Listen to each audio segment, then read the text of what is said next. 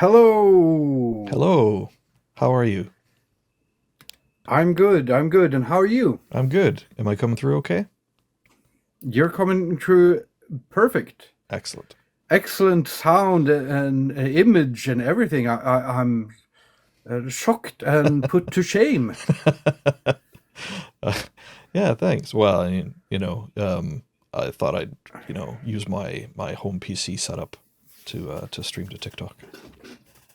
Yeah, that seems smart. I'm using my phone because that's easy and manageable, so I can turn the camera around and film the art as it's going. So It makes sense. uh, before we go into things, there's always two things that I say about these sessions. Hmm. First of all, when I'm drawing you, you're the boss. Okay. So you decide.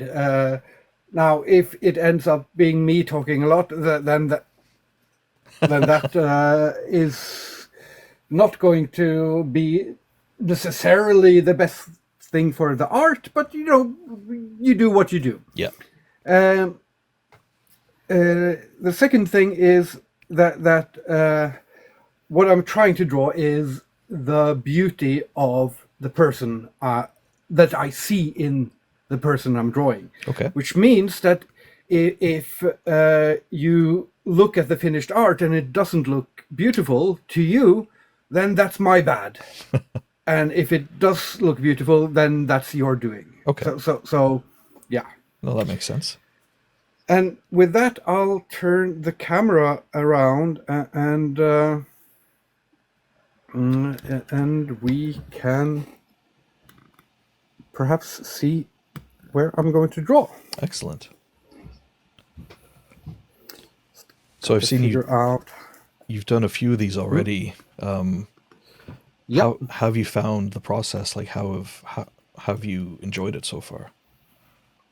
So I've enjoyed it extremely much. I am sort of shocked by how incredibly interesting and smart and nice both my followers and mutuals are. And it's just been extremely pleasant getting to know people better. With the art, I just wrote and recorded a script about how the art has been going, because for the first 14 portraits, I hated them all.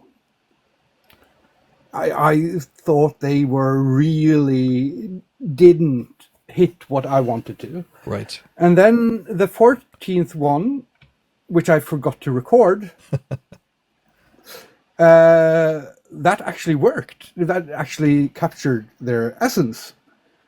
And then after that, there's been more hits than misses in my book. Okay. But my estimation of it isn't the same as my victims or audience Yeah. or you. It is,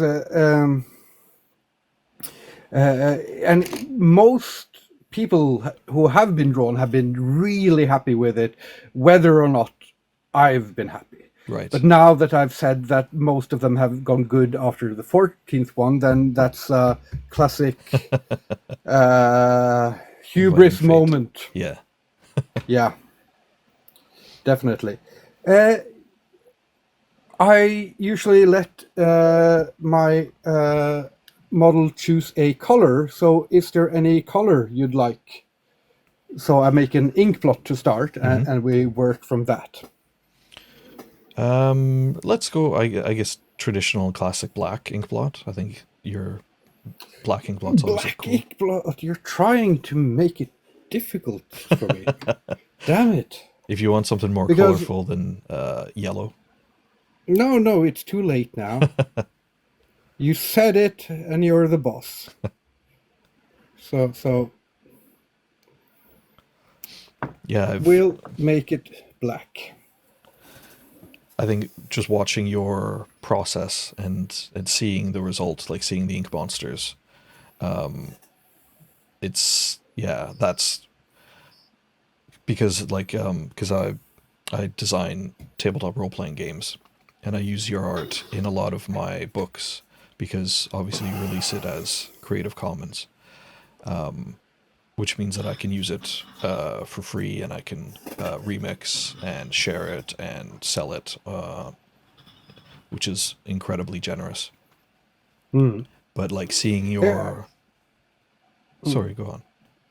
No, no, you don't let me interrupt you ever. I need to draw, not talk. But yeah, seeing the final result, like, and the process that gets to that final result is really inspiring, especially since I've used a lot of your imagery for monsters and for like creepy scenes and stuff like that. So having like seeing how that gets generated, like how you generate those images, is really interesting, and it's helped shape the kind of the aesthetic of at least the monsters in the books that I publish. So that's really cool. I have one of your books just lying here. Amazing. Yeah. We Deal in Lead is right by, and it has a lot of my monsters at least, and ooh, an anvil. I drew that anvil. Yeah, you did. And it's been really cool because I grew up with role-playing games, but I've sort of, it's been so long since the last time I played anything with people, not just computer games. And it's been so amazing sort of getting a window into that scene again through people like you, especially you. I mean, you've used my art for a lot of things now, so but also, you know, a bunch of others who have used my art for their role-playing games, for their role-playing sessions, as markers, as you know, cutouts, and Yeah. all kinds of cool stuff. And it's a great entryway into. It makes me want to play a role-playing game again. Yeah. So what were the, like you said you grew up playing role playing games? What were the, like, what did you used to play when you were younger? So it started with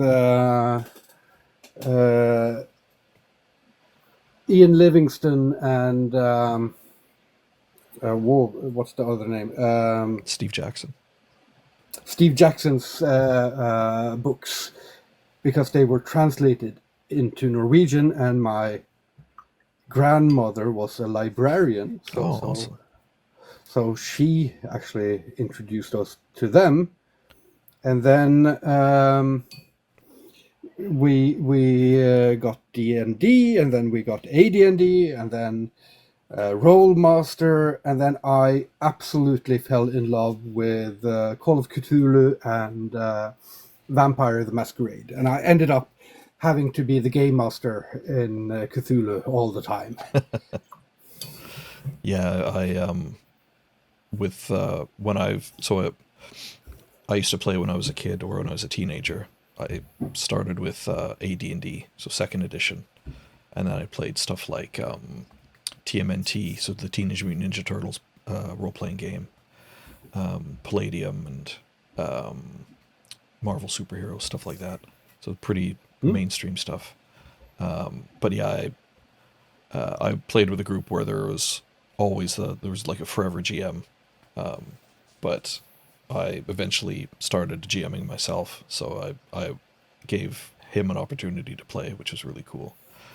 So yeah, I know the the trap of the forever GM, especially when because I stopped playing for about 20 years, and just, you know, fell out of favor. I moved away. People that I used to play with, I no longer was in a lot of contact with them and didn't have new people to play with, so it just kind of naturally trailed off. but like I picked it back up again, and eventually became a GM again, and eventually like started running like multiple games and then making my own stuff. So yeah, it's a fun Yeah. trap to be in. Can you tell a little bit about how you began making your own stuff?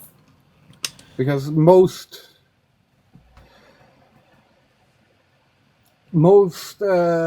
people might talk about making their own role-playing game, but not actually do it and make their own books, and that's another level, you could say. Yeah. Well, I think like because I started just writing my own campaigns for, so it was Pathfinder that I was running for my friends, which is like for those watching, it's like an offshoot of D&D 3.5. Similar rules, a bit more tactical, a bit more crunchy. So I started running Pathfinder, and I took what I liked from old AD&D adventures. So like Ravenloft, that setting was really cool because I liked monsters and vampires and werewolves. So I started making my own version of Ravenloft, and then I got back into art, and because I wanted to like illustrate my own stuff, and like I started making campaign notes or like session reviews for my players. So like put together what we did last session and like recaps, and then I'd put like monsters in there, and then I started wanting to make my own stuff, like make my own art again, because I was big into drawing and painting when I was younger, and then that fell off when I was in university. So when I picked up D&D again, that's when I started picking up art again, and the two really worked together for me to I guess to inspire me and to keep me making things. And then I took one of those campaigns, and I packaged it up, and I thought, oh, I could maybe sell this on DriveThruRPG or on itch.io, which are the two major PDF platforms for role-playing games. So I did all the art, did the layout myself, like taught myself how to do layout, built it that way, and then released it into the world, and eventually I thought, oh, since I've got the PDF done, I might as well try and get it printed. So my first ever print run was 12 copies, a local UK print shop. Sold most of those to my friends for £10 a You piece. sold most of the 12 copies. Yeah. Fantastic. That's what you call a success. Yeah, absolutely. Yeah. I was, and I even got them into like a local role-playing game shop, or like a comic store / game shop. So which was amazing, like beyond my wildest dreams. And then, yeah, I just kept going from there. So the first adventures that I did were D&D 5e, so 5th edition, the current version of D&D at the time, and But still. but sort of the kind of I don't know if you call it willpower Mm-hmm. or stupidity you need to have to go, okay, I want to see this as a book or a PDF, so I'll just learn to do the layouts myself and do it. Yeah. That's sort of that is usually chronic. That usually starts early on. As a kid, did you always make stuff yourself and make your books and make your projects? And was it something that started early? Yeah, definitely. Like, I think because my dad was always into computers, so that obviously meant that I was, well, not obviously, but it led that I would be into computers as well. And so I would teach myself everything. Like, I would just play around with computers and take them apart. And How old are you, by the way? so I'm 45. 45. Yeah, So 78, 79? 79. Yeah, so I grew up in the 80s and 79. 90s. Yeah, so I'm 80. My father wasn't into computers at all, and he was on social welfare Okay. and stuff. But he saved up money, and probably because he was fascinated with computers, he bought me and my brother a Commodore 64, and we were the first kids on the block to have a C64. That's amazing. So the computers came in early there Yeah, as well, yeah, and programming and making stuff on the computer came in yeah. super early. I'd always mess around with like, well, so my first computer was like, well, we had like a little Radio Shack thing that would plug into a TV, and it had a tape deck for the storage. So roughly around the same time as a Commodore. Yes. So where did you grow up? So grew up in Canada, in Ontario. So my dad was in the Air Force, so we moved around a bit, but mainly in Ontario and Alberta. So Ottawa and Edmonton. Yeah. Yeah. So I had a like that was our first home PC. So that was about maybe 84 or 85. And then my dad got like a proper IBM PC, like an IBM compatible big monster desktop with a green monochrome monitor. And eventually that came down to me, like when he got a new computer, I got the old one. So I learned that and used to like play games on that and like draw using when eventually I upgraded to a computer that had an OS or like a GUI, like a Windows essentially. Then I started doing like playing around with the paint programs and stuff like that. So I always messed around with stuff to find out how it worked and taught myself new stuff. So that was kind of, yeah, that was ingrained in me from early on. So so I was one of the kids who always started like opening radios and fiddling with everything. But I was not one of the kids that often managed to put them back together. Yeah, I'm a similar. I took two computers apart, thinking that I'd be able to put them back together, not really understanding the how the compatibility worked. So at the end of it, I had two computers that didn't work instead of one computer that did work. That sounds very familiar. Yeah. And at the same time, you were doing art. Were you thinking about combining them even at that early?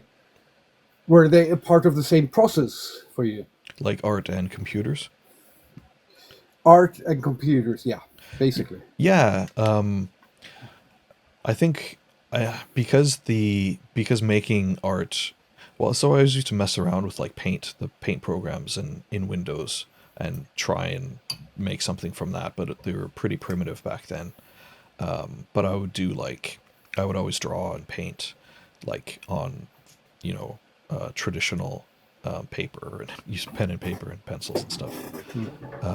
It wasn't until later on when I started getting back into art that I picked up like a tablet, like a drawing tablet, and then started doing more digital art, which is what I tend to do more of now when I do art. Is it's more digitally rather than traditionally.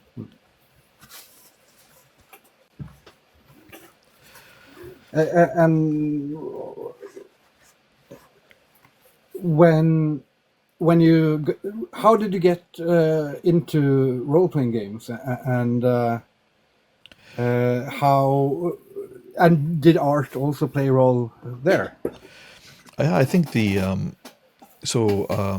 I moved to, like, in '89. We moved to a new town, and so I had to make new friends. And so, like, there was a local family. My sister was friends with the daughter, and I was friends with the son, even though he was about 5 years older than me. But he was big into role playing games and video games. So I started playing with him and his friends. So, and I think the art, that's what really got me into, because I was into, like, fantasy books then as well, and seeing the art in the second edition books, like the Player's Handbook and the Monstrous Manual, because at that point it had just come out. So it was like this amazing tome of thousands of monsters. So that definitely, like, sparked my imagination, and it drew me more into role playing games. But I think it's the mix of, like, being fantasy, which I loved, and then the art, which was amazing. So for me, my road into fantasy was from being kid, being read fairy tales. Okay, cool. The Norwegian fairy tales with all the trolls and the Mm-hmm. fantastic art by Kittelsen and Werdenskjold, and really awesome art. Mm-hmm. And then 1001 Arabian Nights and Brothers Grimm and all of that stuff. And that led to Narnia Mm-hmm. and The Hobbit, which my parents read for us. And then I think basically the final book we were read aloud was The Lord of the Rings, because Awesome. that's a heavy book to read aloud. Yeah, And I think some especially for sections were kids. skipped. Yeah. Yeah, my brother was 2 years older, so he was a little bit more on board Mm-hmm. with it, but I absolutely loved it, except for the parts where he describes shrubbery and bushes for 15 pages. Yeah. Um, but in Canada, what was your entryway into fantasy? So it was like, it was a combination of a couple of different films. Like, there was a famous film in the '80s, or, well, I say famous, like, but it's probably not. It's more of an obscure film these days. It's an animated film called Flight of Dragons, and it was famous for, like, the theme song. So I loved that growing up, and it was primarily there was it was when I was probably early teens that I started reading fantasy books. One of the main series I read was the Belgariad by David Eddings. Yeah. Now, unfortunately, it's since come out that the David Eddings and like his wife, who were co-authors on it, are not very nice people, and they did some really problematic things. But the books themselves was like, I was fixated on those. I only read, and this was when I was a young adult, Mm-hmm. but I read Belgariad or Belgarian. I don't remember which of them, but there was a young hero and there were epic adventures. Yeah. And the young hero went around blushing everywhere. Yeah. And he was always blushing, always blushing. And I was not having any of it. It was very, it was engaging to read, but I just got so pissed off at this main character blushing. And then in the final sequence of the book, there was a sort of as all-powerful magical stone that's in. And I don't remember any of this very well. All I remember was that the hero got married in the end sequence. Yeah.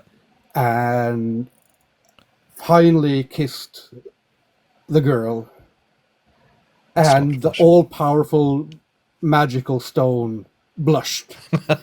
Yeah. And then I blushed because I had read all of this. And I'm sure there are good parts of those books as well. I just... it has a special place in my heart, you could Yeah. say. No, Not necessarily good place in my heart. And I don't know if this is a fair assessment of the story of it, because I also remember it was really fun to read and really easy to read. Mm-hmm. That's, yeah. I think that was the thing. It was popcorn. It was recycled tropes from Lord of the Rings and other stuff, but it was like I don't remember the One Ring blushing. no. Maybe somewhere in the Silmarillion it blushed. Yeah. But yeah, like all I remember is that there was a warrior who turned into a bear, which was really cool. And I thought, yeah, that's pretty cool. That's very superhero, like, because I grew up loving comics as well, so I was like, oh, he's basically Ooh. like he's like the Hulk. So were you a Marvel or DC or Image or... All three really. Like I started off, my big gateway into comics was Batman, because like Batman, the Tim Burton Batman came out in 1989, and it just like Yeah. blew me away. That was my personality for the next 5 years, was Batman. So that, Yeah, yeah. that was one of the first movies I sort of nagged my way to see, even though my parents thought it was too violent. Hmm. And Well, I absolutely loved it. But I had started reading Spider-Man before, so cool. it was I was firmly Marvel Hmm. until Image came along.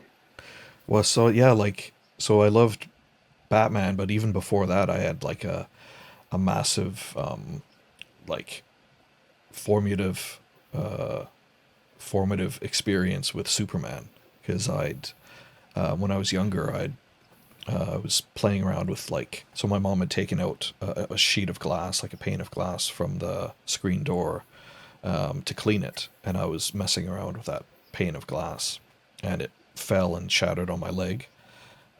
So obviously we had to get rushed to the hospital for stitches to stitch up my leg because it was gushing blood. But as I was getting stitches in the emergency room, it was like a children's emergency room. On the ceiling of the room was a picture of Superman, like looking down on me. So that was like a Oh, massively formulative experience in my life, like being looked after by this like godlike figure. So I always like, Batman was major, Superman was major, and I can never, like, they're kind of interlinked in my head. Like I don't like one more than the other just because of those two like massive experiences. yeah. Uh, Being into comics and superheroes and breaking radios and computers is often a way of not being really popular at school. Yep. Uh, and often, just to put it bluntly, a sign of some underlying neurodivergence or issue, or a bunch of them. Hmm. And then I remember we got a lot of friends through having the Commodore 64, Hmm. because everyone came visiting Yeah. to play. But that was sort of strange social thing. Hmm. While when we got into role playing, that was a new type of social.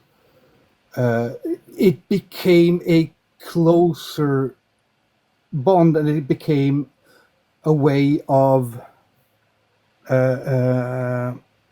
starting to express things that you couldn't in other situations. How was role playing for you socially and how? Yeah. Yeah, like so I've definitely like similar experiences.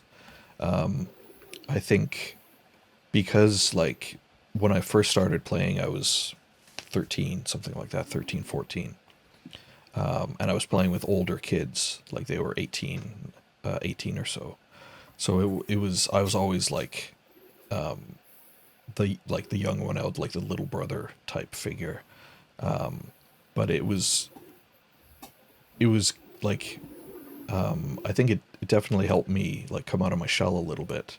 But even more so later on, like when I picked it back up, because I'd moved over from Canada to the UK because I'm UK based now, and so playing in a regular group helped me like come out of my shell a bit more and become a bit more sociable. And so I think role playing games help you tap in, especially for those like who are neurodivergent or like who aren't who like struggle in social situations.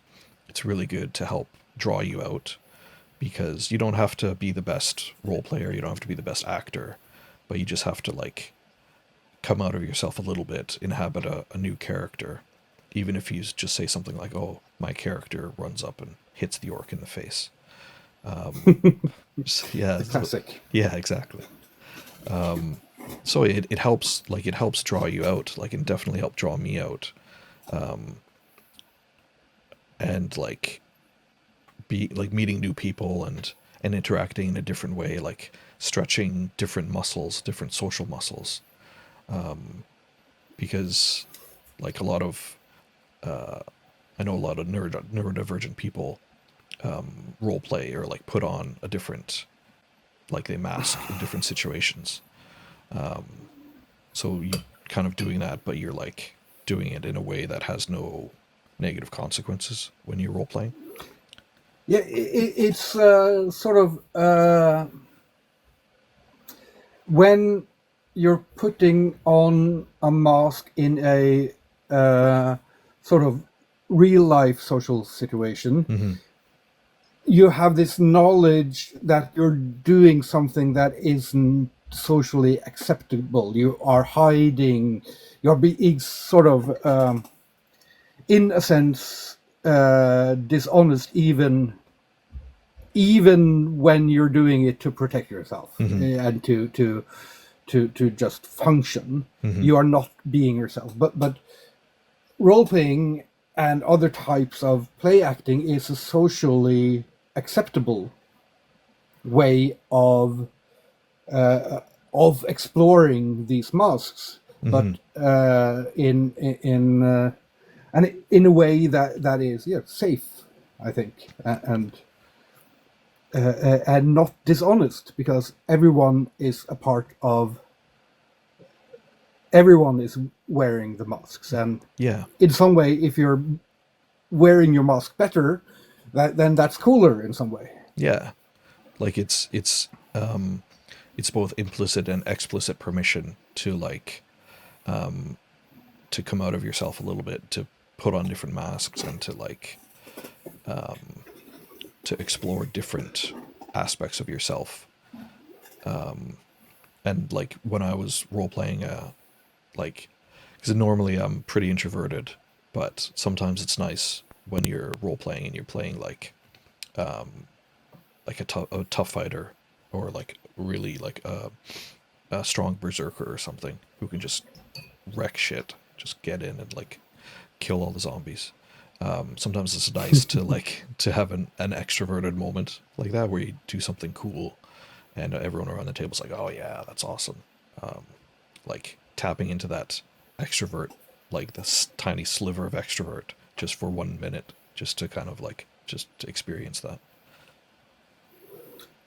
So Do you have a character type that you tend to play? Are you the barbarian or the wizard, or are you, or yeah? Is there one thing that sort of has been with you through your role playing? I think because I've moved around from different classes and different archetypes and stuff, but I think the one or there's like core concepts that stick with me no matter what type of character I play is that like most of the time my characters are like try and do the right thing or like protect a little guy, even though they might be, you know, I've played like dwarves. I like playing dwarves all the time, and they try and keep the peace or like do the right thing, or like so.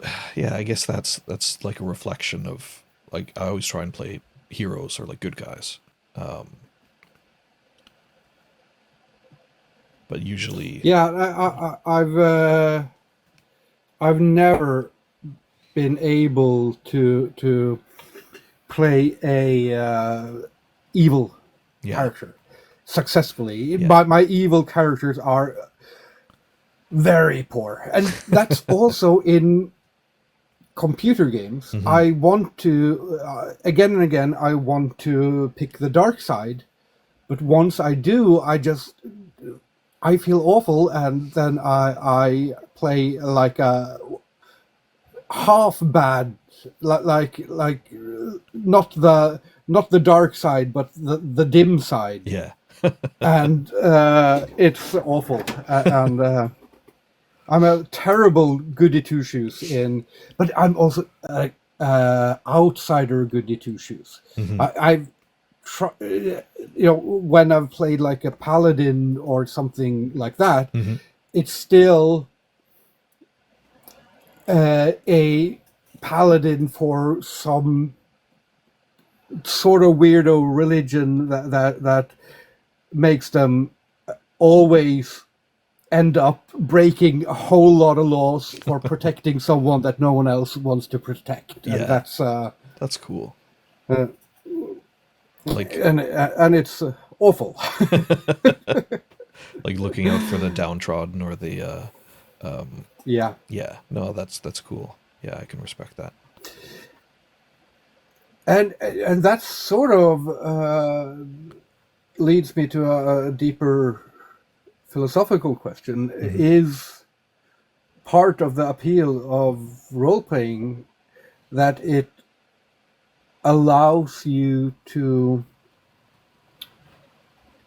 not be powerless in affecting change in a world hmm where we live in a world where it's almost, if it feels hopeless to be able to affect change, but through role playing you can sort of get a little bit of,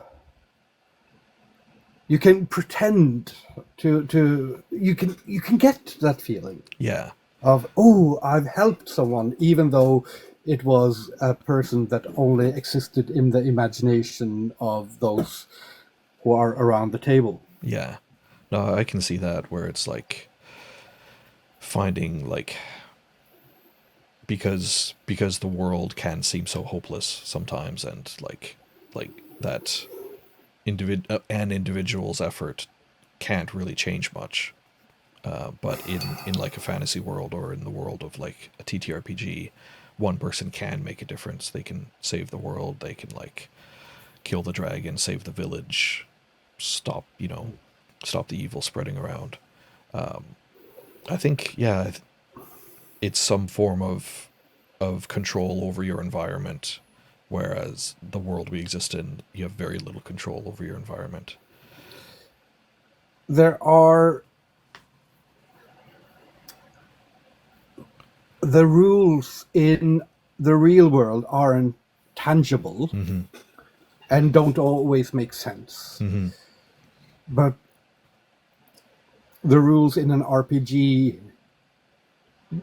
both are tangible and make sense even when they don't make sense. Yeah, there's like a logic to it, Yeah. depending An on internal logic, yeah. yeah, exactly.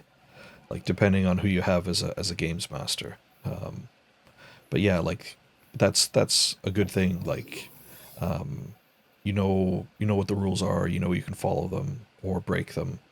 And even like if there are like in most fantasy worlds or most fantasy worlds the gods exist, and you can even like I've played a few characters. Like I played a cleric who was a worshiper of like a storm god, and he spoke and like invoked the god, like spoke with the god and invoked the god, and knowing that like greater powers exist, and if you just say the right thing or if you do the right thing, then you can get their favor and interact with them.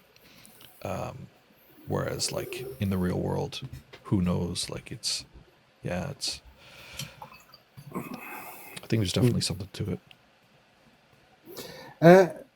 Now, back to the RPGs that you have designed. Mm-hmm. Are there any? How many have you done? And are there any themes that you notice through them? So I've made two like new game systems that are like hacks of existing systems. One of them is a Norse fantasy role playing game. That's Runecairn. So it's set in the Viking Age, with like a Norse mythological world. And then the other one is We Deal in Lead, which is the one that you've got there, which is a gunslinger role playing game. You sent me Runecairn as well, right? Mm-hmm. Yeah, the bestiary. Yeah. So, Yeah. yeah, the bestiary. Okay. Yeah. Yeah. So I have that lying around here as well. I just had to check the image in. I have a mirror in front, so I have to check it in the mirror to see all the terrible mistakes I've done, and it is. It's not easy, this portrait thing. Yeah. But yeah. Yeah, through themes, I guess. Well, I guess they're both about exploring. So, Runecairn is after Ragnarok, so the world has been destroyed and reborn. All the gods are missing or dead. So it's about exploring that world where there's still traces of the old world and traces of old gods, but there's also the unknown, and there's like strange beasts that are roaming across the world. And it's a similar situation with We Deal in Lead, where like you're in a strange world where time doesn't make sense anymore. Time it's outside time and space, and you can travel to different worlds. So you're like adrift in this dangerous world.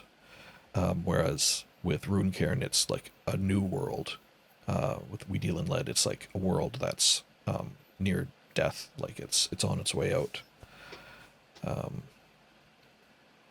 Yeah, so I think those two are like, or that is a common thread between them, like exploring strange worlds. And that's sort of almost a given in RPGs, because unless you are playing in some like Star Wars or Lord of Middle Earth, or these worlds that people know too well, you are all collectively exploring a strange new world that is some always being at least partially made into the process. Yeah, like you're like, because even if a games master GM has a full idea of what the world looks like, it's not gonna, like, it'll change the moment that the players enter this enter the situation. So like, yeah, and the players are creating the world as they go, because it's their interactions, it's their choices that change the world around them, and that's what, like, at least that's, that's what I enjoy when I play games. It's being able to see the changes that you're making in the world and have an impact on things like that. So when you sit down to make a new system based on something, are you focusing on a sort of system where it's heavy towards the role playing, or it more heavy towards the playing of a game? What's important to you there? It's a mix, really. It's like I like mechanics in a game, so I like it being a bit crunchy, like rolling the dice and having rules to follow, and like have things that go on your character sheet that you can do, like abilities and stuff. But I also like the interaction that you have with the different NPCs and the players amongst themselves.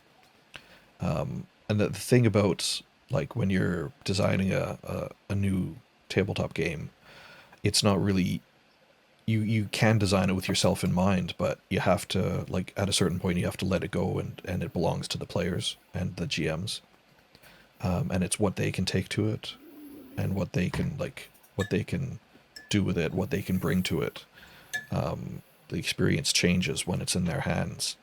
So I can design a game that I think is mechanics first, but the players don't end up using half the mechanics, and it's mostly like social interaction or role playing, which is great for that table. And it's whatever you can, whatever the table takes away from it, and however the table chooses to play it, because it's not really you just make the game and you release it into the world, and then it takes on a life of its own. And have you been able to see how people make it their own? Yeah, so like I've had people share like play reports with me, or like feedback from session, like from campaigns that they've run, and I've seen like actual plays on YouTube of people playing my games, or like people playing through them solo, because both you can play with just one player, which has become a lot more popular these days, and is really cool to see like new systems come up, and new things that are built for solo players. So it's always cool to see like when someone enjoys a game that I wrote, or they use it and take bits of it and play it in their own game. That's yeah, that's really cool to hear. But my experience with solo role playing books were the fighting fantasy Right, yeah. type books. And that's not what we're talking about when it's modern day solo role playing.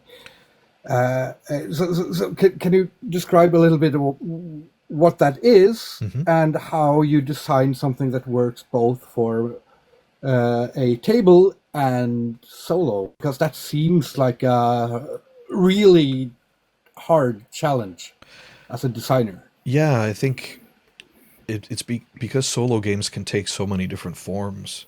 Like the fighting fantasy books, those, yeah, absolutely, like those are solo games. And there are still books around that are like that. There's games where it's like they're called, or the people call them journaling games, where you take a prompt, you create a character, and like take prompts either through rolling dice or like drawing cards from a deck, and then you make up a story using the prompt, and then you write that down in a journal, and that's like the life of your character, or like the experience of your character. So there's that kind of solo role playing game, and then there's ones that are more like the old fighting fantasy books, where you have like you create a character as you normally would in one of my games, but then you have a randomly generated dungeon that you roll up every room you enter, every new room you enter, you roll up randomly to see what's in there, and then you react to that room or like to the encounter as your character would. And then there's something called an oracle that you can use. So in place of the GM, instead of asking the GM what happens or like having the GM facilitate that, you can ask an oracle, which is like either rolling on a table that says you have a positive outcome, you have negative outcome, or like positive with consequences, that sort of thing. Or you can ask it like you can ask it something and it'll give you something to interpret. So that's what I did with my solo, like the solo options, the solo rules in my games, where it's like you'll roll 3 dice and it'll give you 3 different words, and you have to interpret what those 3 words mean in the given situation. So if you're trying to do something and you don't know if it's a good idea, or you don't know how a particular NPC is going to react, you can roll on these tables and it'll give you like something that you can take and interpret. So it's all about like, it's a mix of taking the existing rules but your own interpretation and what you bring to the rules, and then that's what makes the experience. So one of the things with playing role-playing games is that whether or not the game master rolls the dice or the players rolls the dice, and it's about both for the player and for the game master about keeping it, how to keep it honest, and there's always this temptation to not keep it honest. Yeah. How is solo role playing like this the ultimate test of keeping it honest, or? Yeah, like because a lot of people will, like, if you're playing in a group, a lot of people will get attached to their characters. Especially if you're playing something like in a long campaign that you've been playing the same character for 10 months or a year. You don't want your character to die. So you say, oh, I actually rolled this instead of this, and so keep your character around a bit longer. But yeah, I think in solo games there is that temptation.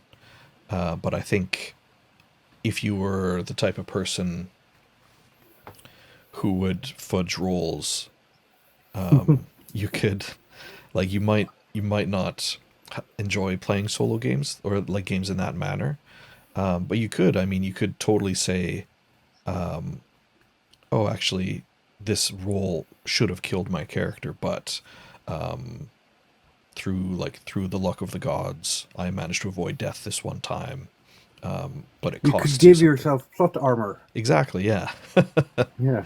Or you Fantastic. can, yeah, or like if a lot of these like solo games are about how horrible your character's death is, because some of them like it's like some of them you're chronicling like the last days of your character. So the goal is to die in a memorable and horrific way, which Fantastic. Yeah, it's a lot of fun.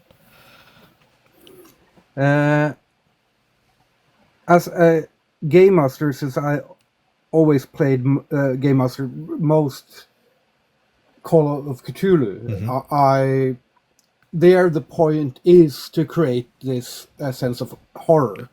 So there I felt justified in breaking whatever rules I could as a game master, and perhaps to the detriment sometimes, because but I would, for instance, do things like randomly just tossing a hidden dice, so that the players would hear that I tossed a dice but not know what it was about. Yeah. And it wasn't about anything, but it was just to capitalize on the mood. Like to keep how them off balance. Yeah, how are you as a game master? Um, I I try like I try not to I try to signpost things because I don't want my players' characters to die necessarily unless it's like an epic heroic death.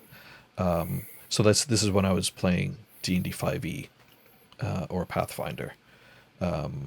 Now with when I run like my own games, they're a bit more deadly. So the I'm not as precious about the characters.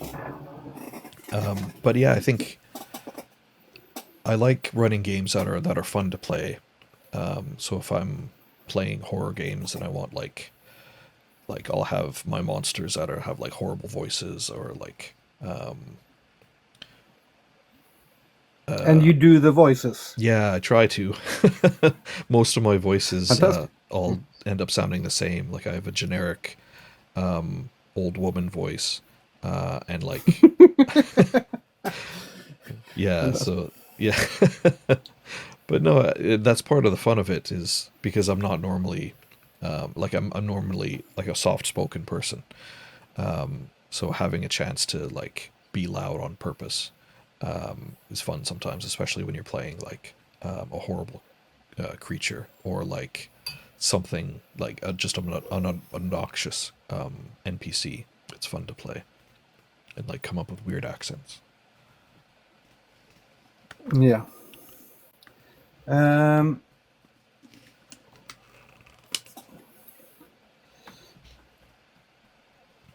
so, are you working on any RPGs now?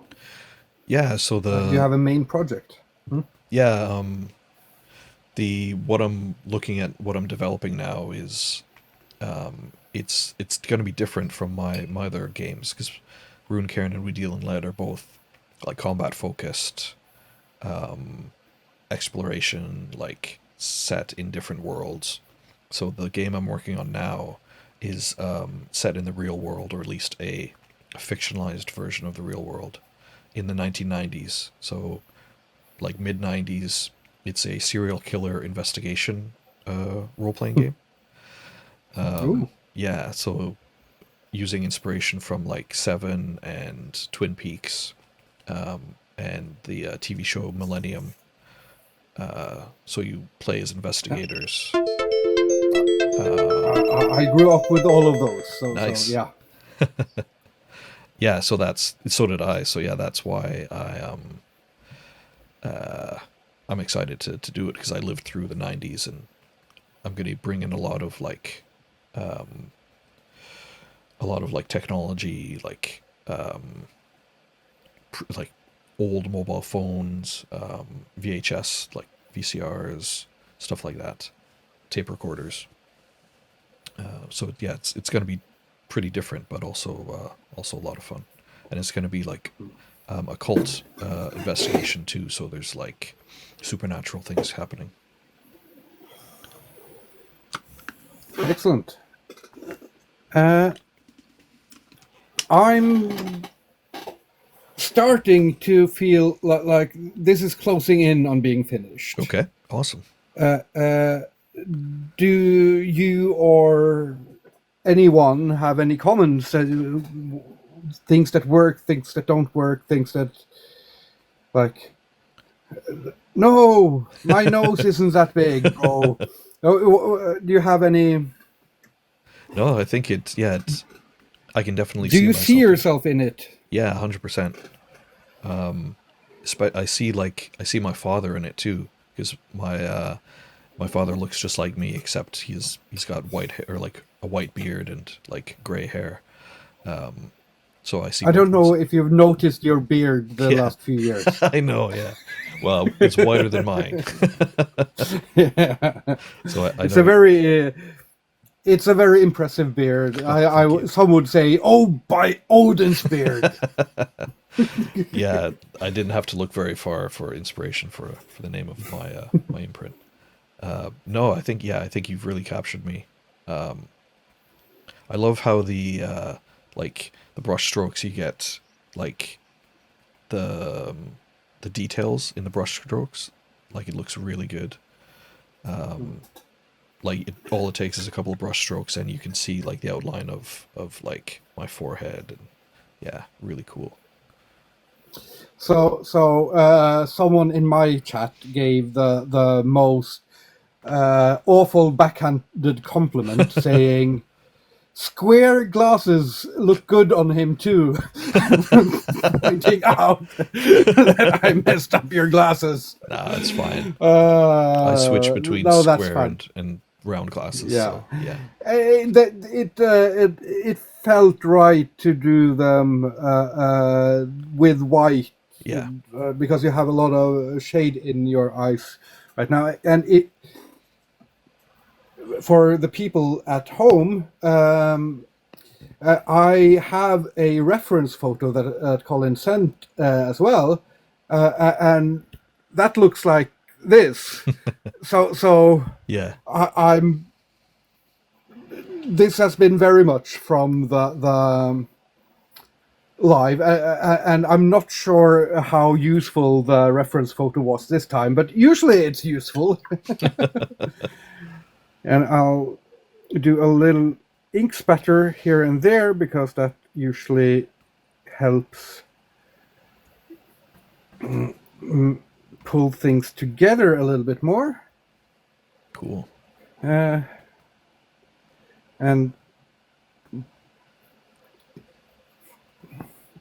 it's also sort of that there are some ink spattery parts of this, no matter what. Mm-hmm.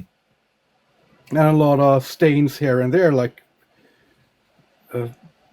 up here, and yeah, and making these extra added ink blots at the end makes it all look more intentional. Yeah, absolutely. Like lean into it. Yeah, lean into it. Yeah. Mm-hmm.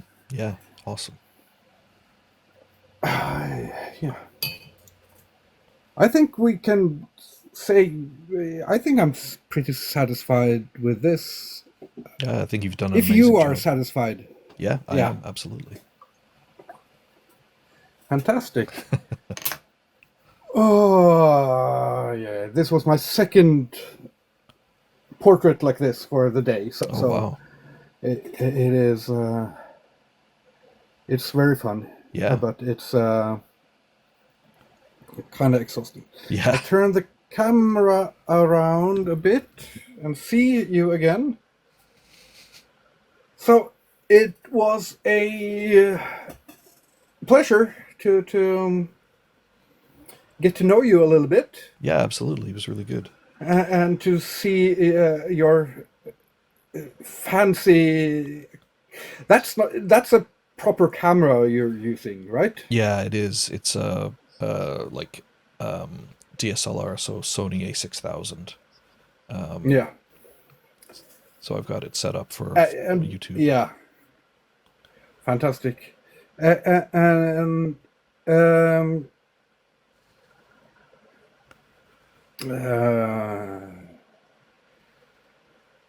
I'm just thinking if I have any more questions for you before we go.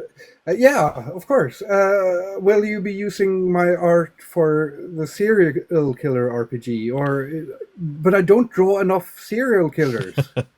Well, I think so I'm going to use a mix of like photographs that I've like manipulated. But also some like some darker art, which your stuff would be absolutely ideal for. So I think I might use some of your textures, or like some of the textures in your images, to like overlay on photographs, and because I want like a kind of grungy aesthetic, like you know, in Seven, the title sequence in Seven. Yeah, that sort of thing. So I think, yeah, there's always space in my books for Kim Diaz Holm art. Fantastic. Then I'm extra looking forward to that, because if there's one complaint I have with people using my art, and that includes you, is that most of the time people sort of treat it as almost sacred, that you know, I've seen some examples where people, that's not you, but where people use it to illustrate something completely different from what I drew in their book. Yet they don't remove the text where it says what it's supposed to be. Right. Yeah. That's overdoing it. Yeah. Takes a bit And out of it. you have mostly used the art as is, and that is of course cool, but it's much more exciting when people do something with it, when they color it, when they put it on, use it in a photo manipulation, when they edit it, when they use just a little outtake. All of those things are much more exciting to see. I'm very grateful for people using my art as is, but as an artist, it's much more fun when you get something unexpected back. So I'm keeping my fingers crossed for this one. Cool. Yeah, absolutely. I'll do some funny stuff or some like interesting stuff with your art. Absolutely. Okay. Thank you so much for doing this. Thank you for letting me practice on your face. Thanks for practicing on my face. I'll send you a photo of this afterwards, and then you send me your address, and I'll send you the original as well. And cool. Thank you. Yeah. All right. Thank you so much. Yeah, it's been a lot of fun. It has. Thank you again. And bye-bye, everyone. Thanks, everyone. See you later.